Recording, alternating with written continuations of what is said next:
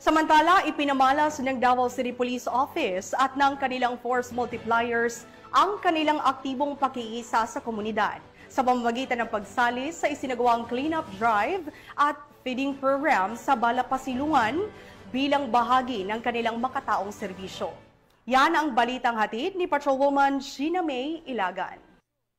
Makabuluhang aktibidad ang isinagawa sa Balay Pasilungan sa Barangay 5-A, Bangkerohan, Davao City, kung saan nasama-sama ang mga membro ng komunidad at mga lingkod bayan nito lamang ika-27 ng Hulyo upang magsagawa ng cleanup drive at feeding program para sa mga batang pansamantalang naninirahan sa nasabing pasilidad.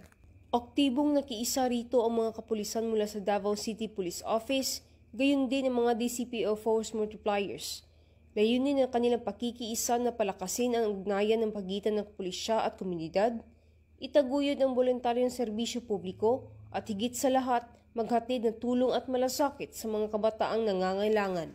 Dagdag pa, ang aktibidad ay bahagi ng mas malawak na layunin ng PNP na maging katuwang ng bawat Pilipino tungo sa isang ligtas at maunlad na bagong Pilipinas kung saan ang seguridad, kaayusan at pagkakaisa ay prioridad. Mula dito sa Rion 11, ako yung PNN Correspondent, Patrolwoman Sheena May Ilagan, alagad ng batas tagataguyod ng Balitang Pulis.